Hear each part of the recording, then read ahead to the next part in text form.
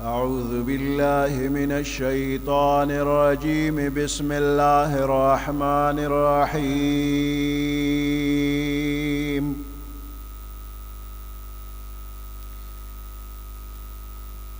الحمد لله رب العالمين الرحمن الرحيم مالك يوم الدين. إياك نعبد وإياك نستعين.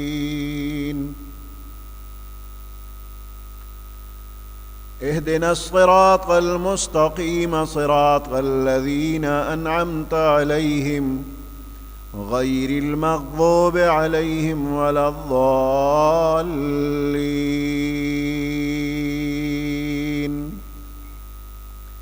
صدق الله العظيم.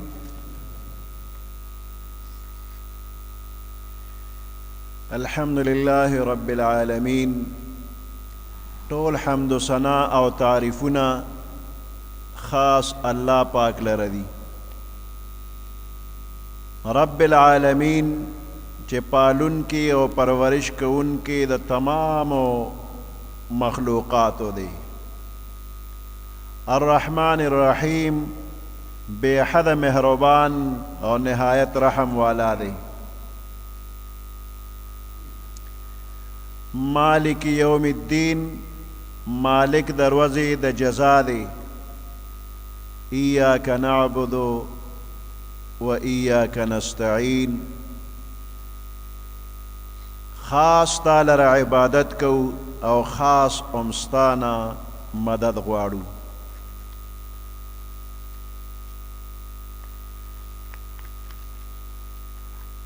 ایاک نعبد خاص تعالی را عبادت کو و ایاک نستعین او خاص امستانا مدد غواړو.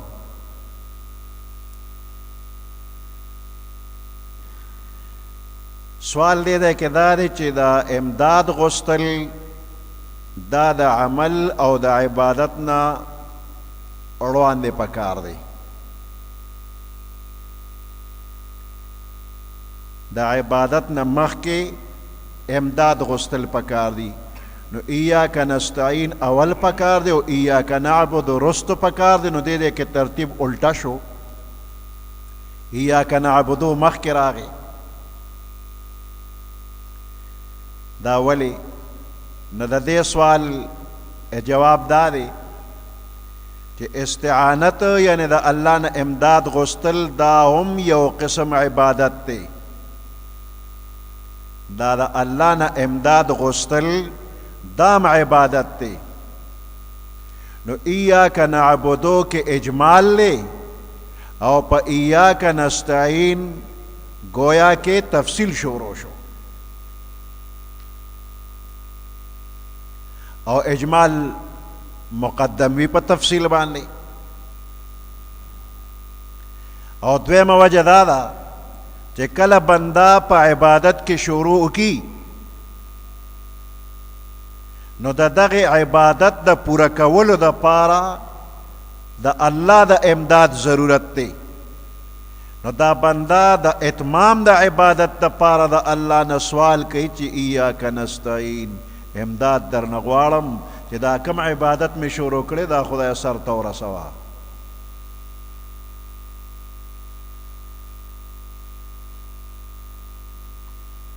او درېمه وجه دا ده چې بنده کله ایاک نعبدو اقرار وکړو نو دې اقرار سره کله کله د دې بنده په دې دل و دماغ کې داسې د غرور او د نشې خیال راشي.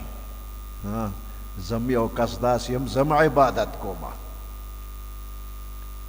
نو دا لوی او تکبر چې پکې راځي نو د دې خطرې نه بچ کېدو دپاره دی وایي د ایاک نعبدو نه رستو چې ایاک نستعین خدای امداد تا نه غواړم. دې بنده سره خطره پیښه شوله نو د دغې خطرې نه بچ کېدو دپاره دی وایي چې یا الله زما عبادت کول زما کمال نه دی بلکې ځکه عبادت کوم نو دا ستا په امداد سره کوم. که ستا تعاون و امداد ورسره شامل حال نشي نو زه څه شی یم چې زه به ستا عبادت وکړم. نو دا مرتبه د عبادت ستا په مدد سره ده، ستا د امداد د برکته زه عبادت کومه.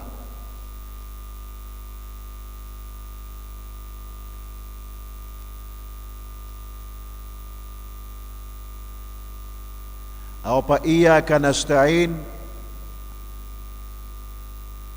او رستو عبارت سره بنده د خپل حاجت سوال پیش کوي او د طلب د حاجت نړوان دې سو وسیله او سو ذریعہ پیش کول پکار دی.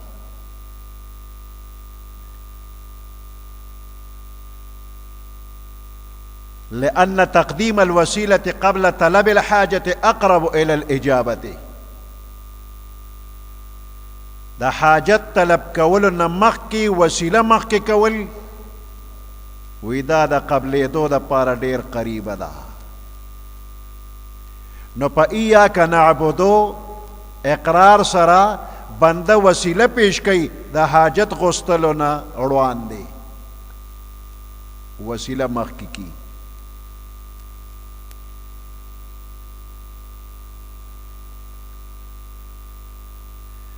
دا ایاک نعبدو و ایاک نستعین طرز اختیارولو کې د مخکې آیاتونو سره برابروالی و مناسبت هم راځي.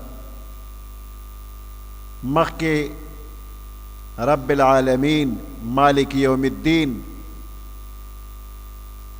دغه آیات راغلی، نو دلته هم ایاک نستعین د ایاک نعبدو او رستو ذکر کولو سره عبادت په طرز کې یووالی راځي.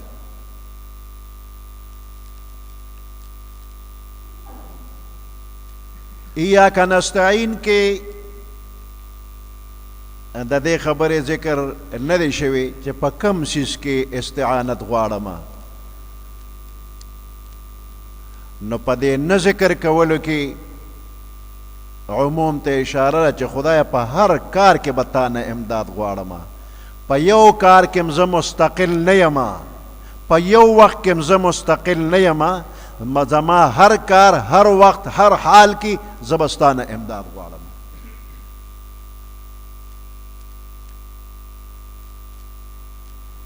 اهدنا الصراط المستقیم، اهدنا من ته هدایت وکا. دې کې سوال دا دی چې د هدایت دپاره دا سوال من کوو. الله تعلیم را کړی چې داسې ووایه چې اهدنا الصراط المستقیم.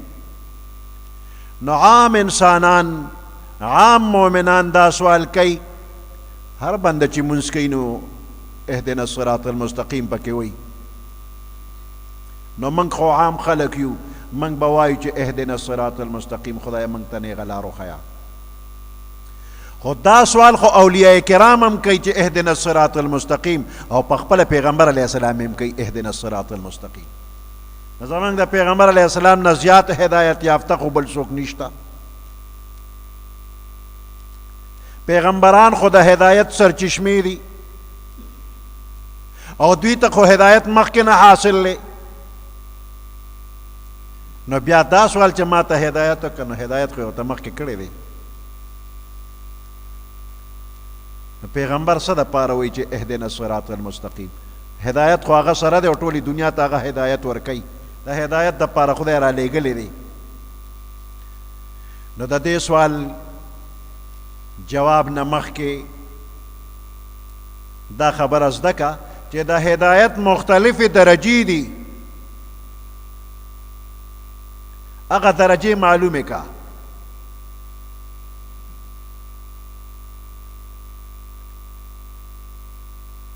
امام راغب اصفهانی رحمت الله علیه لیکي دا هدایت مطلب هغه بیانوي، نو د هغې خلاصه دا ده. وی هدایت یو شخص ته منزل مقصود طرف ته د مهربانۍ سره سره رهنمایي کولو ته هدایت وی.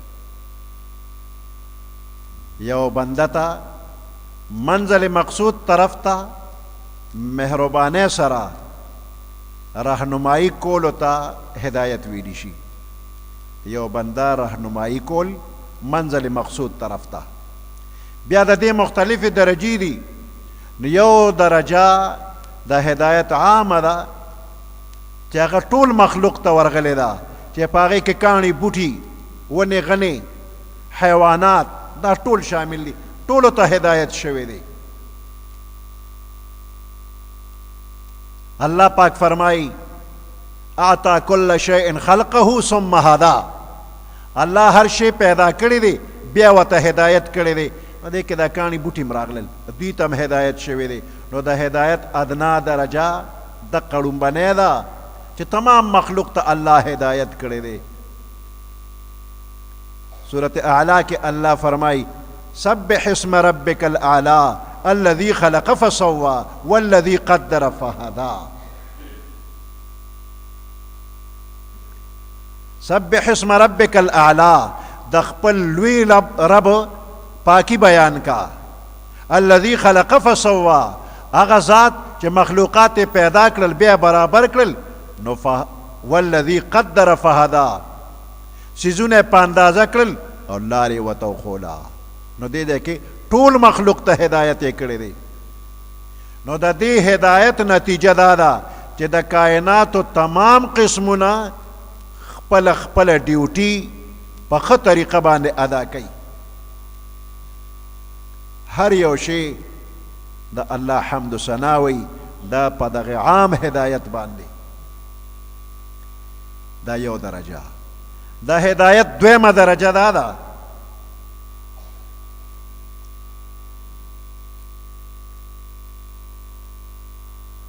چې هغه ذوي العقولو ته، انسان او پیري ته حاصله ده.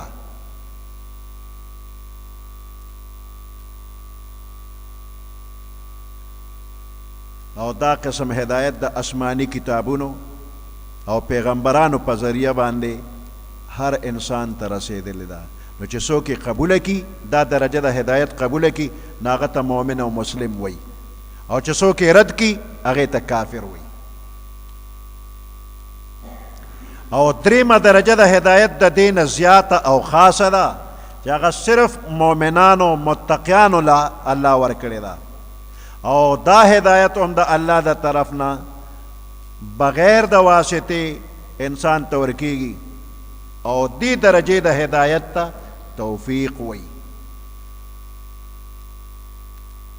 توفیق یعنی داسې اسباب او حالات پیدا کول چې د قرآنی هدایاتو قبلول او په هغې باندې عمل کول آسان شي، او خلاف ورزي ورته ګران او بد ښکاره شي.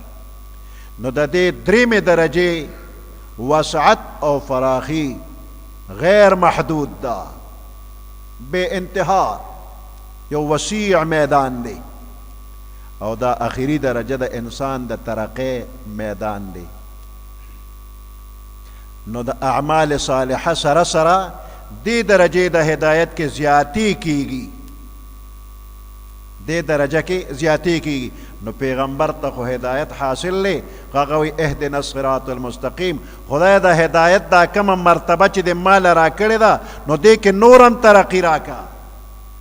هدایت دې راته کړی دی، دا تمام نیکان بندیان دوی ته الله هدایت کړی دی، خو دوی په دې درجه کې نور ترقی غواړي چې خدای هدایت راته نورم را نورم را نورم را. او د دې هدایت د درجې نه هیڅ یو انسان مستغنی او بے پروا نه دی، دې کې مزید ترقی ملاوي.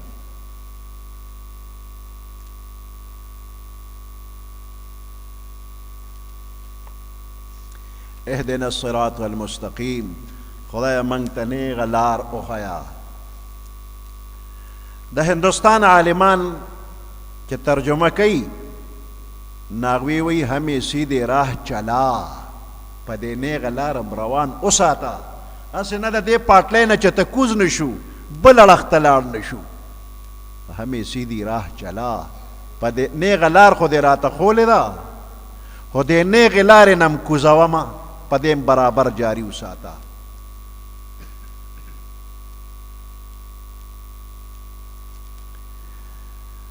او بعض علما وی اهدنا الصراط المستقیم، ثبتنا على صراط المستقیم، په دې نیغ لار باندې ثابت قدم وساته. ثبتنا، خدای موږ صراط مستقیم باندې ثابت او دائم لرا. وی د دې مثال داسې دی لکه یو سړی ولاړ دی، نو بل ورته وایي ودرېږه زه راځم، یعنې ته خو ولاړ یې خو په دې ولاړه باندې دوام وکړه، ودرېږه زه راځم. نو دی خو مخکې نه ولاړ دی، نو ولاړ ته ودرېدو حکم. عرب وایي قم حتى اعود الیک، ودرېږه تر څو کومې پورې، تر څو چې زه درته راشم، ودرېږه زه راځم. د دې مطلب په عربۍ کې دا دم علی ما انت علیه، دا ته چې په کوم حال نو په دې دوام ولره. اهدنا الصراط المستقیم، خدای موږ ته د هدایت کړي دي، خو په لار د هدایت راله دوام راکا.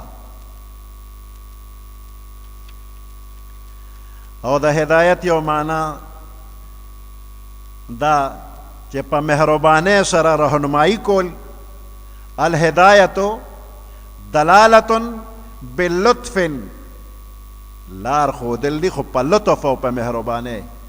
ولذلك تستعمل في الخير، د دې وجنه لفظ د هدایت دا د خیر په ځای کې استعمالیږي.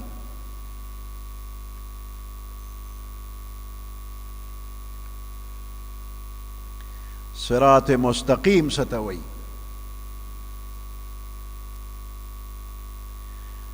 صراط المستقیم هو الطريق الواضح لا اعوجاج فيه. صراط مستقیم هغه واضح لارې ته ویلی شي چې په هغې کې کوږوالی نه وي.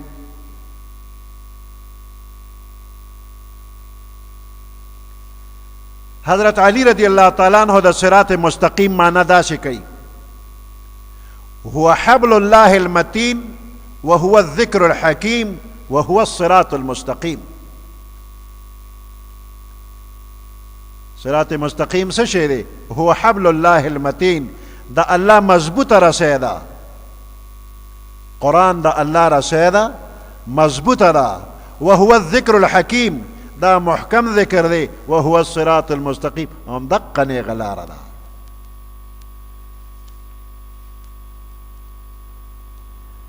دا معنا تفسیر ابن کثیر کړی ده. او بعضی وی مراد د دین اسلام دی. فهو دین الله الذي لا اعوجاج فيه. صراط مستقیم څه شی دی؟ دا د الله دین دی چې کوږوالی پکې نشته، دین اسلام. مجاهد رحمت الله علیه وی مراد د دین حق دی. ابو العالیہ رحمت اللہ علیہ فرمائی وی هو النبی صلی اللہ علیہ وسلم وصاحباه من بعده. صراط مستقیم څه شی دی؟ په خپل پیغمبر علیہ السلام او د هغې نه رستو ابو بکر صدیق او عمر فاروق رضی اللہ تعالی عنہما وی دا صراط مستقیم دی. نو د ټولو اقوالو کې څه تعارض او منافات نشته، بلکې دا ټول په صراط مستقیم کې داخل دي، د یو بل مؤید او تصدیق کون کی دی. ځکه د پیغمبر علیہ السلام اتباع، د ابو بکر او عمر رضی اللہ تعالی عنہما اقتداء، دا د حق اتباع دا. تفسیر ابن کثیر فرمائی وکل هذه الاقوال صحیحة، دا ټول اقوال په خپل ځای صحیح دي. وهي متلازمة، یو بل سره لازم دي.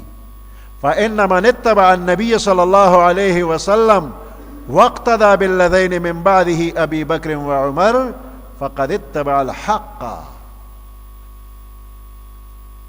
وی چا چې د پیغمبر علیہ السلام تابعداري وکړه، ورپسې د پیغمبر علیہ السلام د دوو یارانو تابعداري وکړله، د حق تابعداري وکړله، فقد اتبع الاسلام، د تابعداري د اسلام وکړله. ومن اتبع الاسلام فقد اتبع القرآن، چې د اسلام تابعداري وکړه، د قرآن تابعداري وکړله. وهو کتاب الله حبله المتین وصراط المستقیم، دا د الله کتاب دی، مضبوطه رسی ده، دقه صراط مستقیم دی. فكلها صحيحة مصدق بعضها بعضا. دا ټول اقوال صحیح دي، بعض د بعض تصدیق کوي. حافظ ابن قیم رحمت الله علیه د صراط مستقیم په باره کې فرمایي، وی صراط مستقیم هغه نیغه لار ده چې په هغې کې 5 صفتونه دي. یو دا چې دا لار مستقیمه نیغه ده، سیده لار ده. دویم دا مقصد ته رسېدو والا ده. او دریم صفت یې دا دی چې د ټولو نه زیاته قریبه او نږدې ده. خو څلورم صفت یې دا دی چې دا لار ګورې فراخه ده، تنګه لار نه ده چې پکې برق برق اونخلی. د دین لار ډېره فراخه ده صراط مستقیم. او پنځم دا چې مقصد منزل مقصود ته رسېدو دپاره د دې نه علاوه بله لار نشته، دقې ته صراط مستقیم وایي.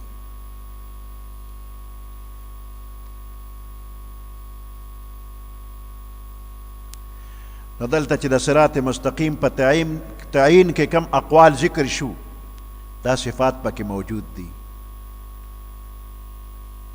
دین علاوه بله لار نشته. ان الدین عند الله الاسلام،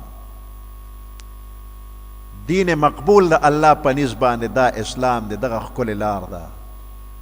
ومن یبتغي غیر الاسلام دینا فلن يقبل منه، د دین اسلام نه غیر بله لار که چا وغوسته، د دې صراط مستقیم نه غیر که بله لار چا وغوسته، فلن يقبل منه، خدای به یې چرم قبوله نه کړي، بلکل به قبوله نه شي. اوس دې لارې سره ګمراهانو او شیطانانو مختلفې نورې لارې هم جوړې کړي دي. وی د دغې لارو نه د خدای ټول مسلمانانو ساتي. وان هذا صراطي مستقیما فاتبعوه ولا تتبعوا السبل فتفرق بكم عن سبیلی.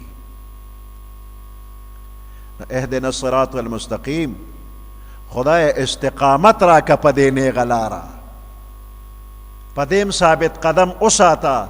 نو دا استقامت دا توسط او اعتدال ته وي، میانه روی ته وي، چې نه پکې کمی وي او نه پکې زیاتی وي. د یهودیانو غوندې نه وي چې عیسی علیه السلام ته سپک نسبتونه کړي دي. د عیسایانو غوندې نه وي چې عیسی علیه السلام یې خدای ته رسولی دی، د خدای درجې ته رسولی دی. نه به پکې کمی وي او نه به پکې زیاتی وي. صراط الذین انعمت علیهم، لار د هغې خلکو انعمت علیهم چې تا په هغوی انعام کړی دی، خپل فضل او احسان دې پې کړی دی.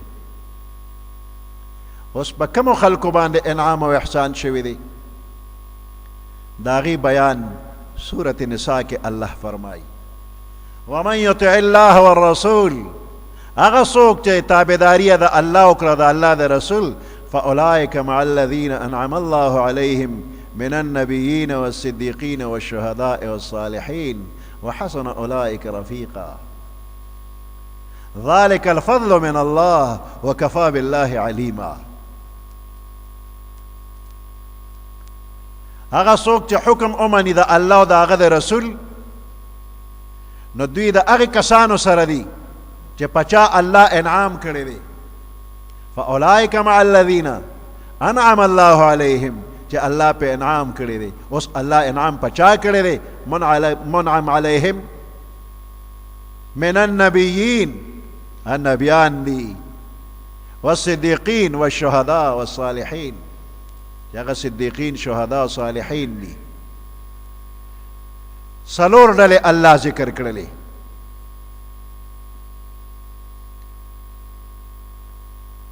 اول د خدای خاص بندگان، پیغمبران. نبی هغه چاته وي چې هغه د الله د طرف نه وحی راغلی وي، او صدیق هغه چاته وي چې په پیغمبرانو نازل شوي پیغامات او احکامات د زړه د اخلاص مني، او د هغوی په صداقت باندې گواهی ورکوي، بغیر د دلیل نه تصدیق کوي. او شهدا د شهید جمع، شهید هغه چاته وي چې د پیغمبرانو په حکم باندې د خپل ځان د خپل سر قربانی ورکوي. والصالحین، او صالحین د صالح جمع، نیک بخته، هغه خلک چې د هغوی مزاج داسې جوړ دی چې هر نیکی بس دا د مزاج او طبیعت دی، د خرابو خبرو نه ځان بچ ساتي.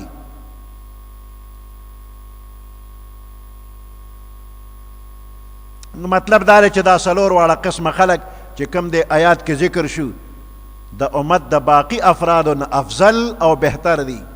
د دین علاوه چې کوم مسلمانان دي او په درجه کې د دوی برابر نه دي او د الله او د الله د رسول تابعدارۍ کې مشغول دي، هغوی به هم د دغه څلورو واړو ډلو په شمېر کې حسابېږي، په دغه څلورو ډلو کې به شمېرلی شي. اوس د داسې بزرګانو ملګرتیا دا د لوی مرتبې خبره ده. دې ته به ابدي نعمتونه ملاویږي. نو په اهدنا الصراط المستقیم خدایه موږ ته نیغه لار وښیه. اوس د نیغې لارې دپاره دی ونه وي چې خدایه ما ته د قرآن لار وښیه، صراط القرآن. دی ونه وي چې صراط الرسول د پیغمبر لار راته وښیه. دا هم یو وضاحت و چې د قرآن لار راته وښیه، د پیغمبر لار راته وښیه. نو الله تعین وکړو، قرآن او رسول یاد نه کړ، وی صراط الذین انعمت علیهم، بندگان یې ورته وښول.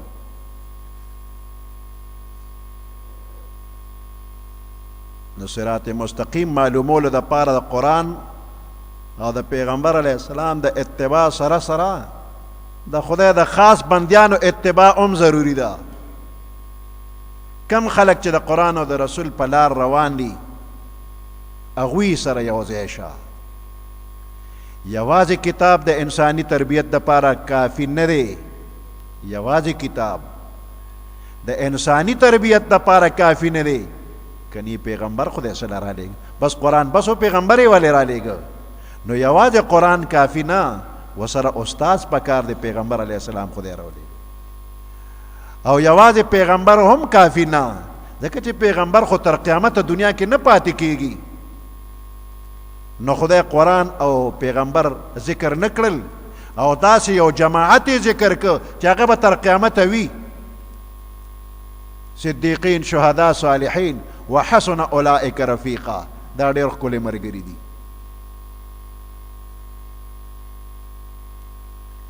پیغمبر علیه السلام فرمایي وی مخکینی امتونه د هغوی په شان دا امت به هم ډلې ډلې کېږي.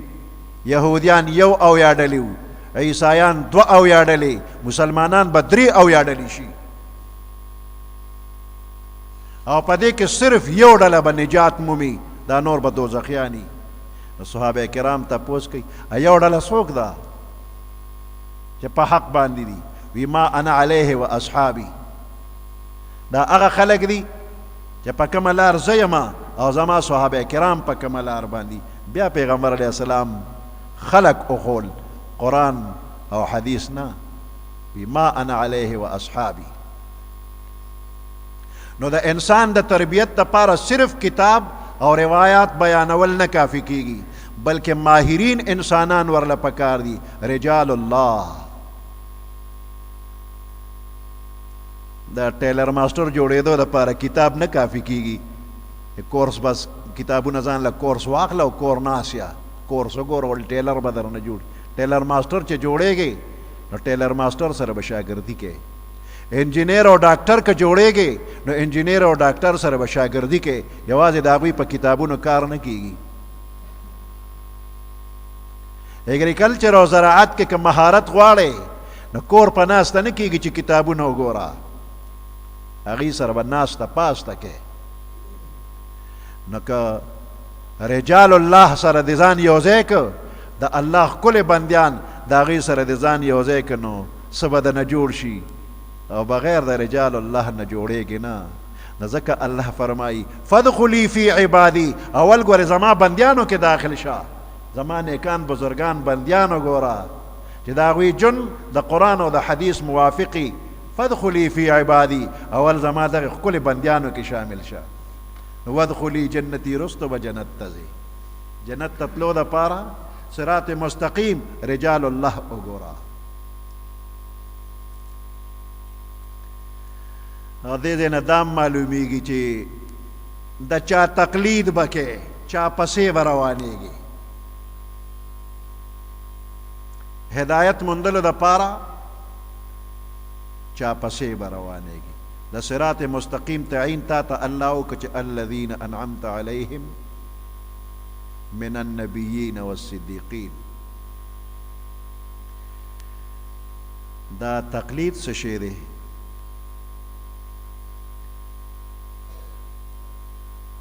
دا تقلید حقیقت دا دی چې پیروي او تابعداري د قرآن او د سنت مقصود وي، خو د قرآن او د سنت د تشریح او مراد معلومولو دپاره په حیثیت د شارح د قانون د سلف و صالحینو امامانو بزرگانو په تشریحاتو او وضاحتونو باندې اعتماد وکړي شي. پچا به اعتماد کې، خو چې دا پچا اعتماد کې نو دا ګوره شارح وي، تشریح کوونکی وي، شارع نه چې دی ګوره خپل قانون جوړي، شارع نه شارح. دغه وجه ده چې د قرآن او سنت په قطعي واضح احکامو کې د یو امام تقلید هم ضروري نه دی. کم احکام چې واضح دي قطعي دي هغې کې یو امام پسې مزه براه راست الله او د الله رسول پسې لاړ شه. اطاعت د الله او د رسول په کار دی. او په کم ځای کې چې په قرآن او سنت کې اجمال وي، تفصیل پکې نه وي، یا څه ابهام پټوالی وي، یا دوه آیاتونه دوه احادیث یو بل سره تعارض پکې راشي، نو په دغه ځای کې خپل تعبیر او تشریح باندې اعتماد مه کوه. د ځان نه مخکې بزرګان وګوره په هغوی اعتماد وکړه. نو دا څلور امامان دي: امام ابو حنیفه رحمت الله علیه، امام مالک رحمت الله علیه، امام شافعی رحمت الله علیه، امام احمد ابن حنبل رحمت الله علیه. دا څلور بزرگان دا زمونږ د قرآن او د حدیث استادان دي. دوی ته موږ پیغمبران نه وایو. د صراط مستقیم کې موږ دغه څلورو امامانو پسې ټوله دنیا روانه ده. دې ته تقلید شخصي وایي. نو تقلید شخصي ناروا نه دی، د قرآن او د حدیث نه معلوم دی.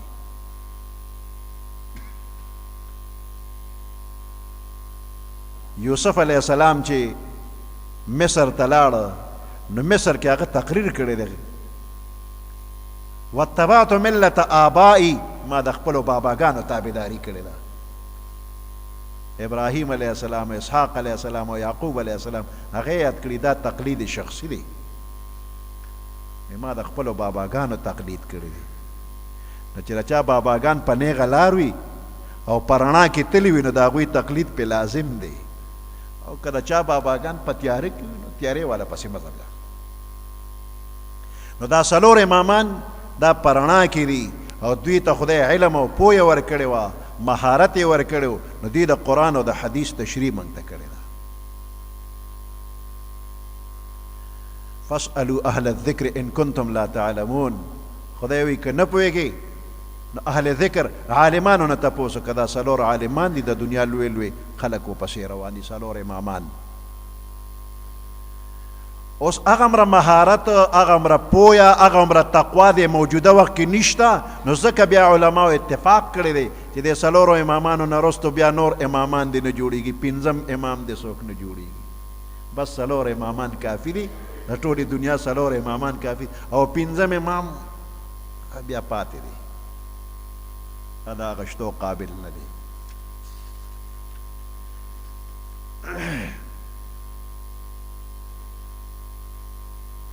دا صحابه کرامو په دور کې هم تقلید شخصي استعمال شوی دی.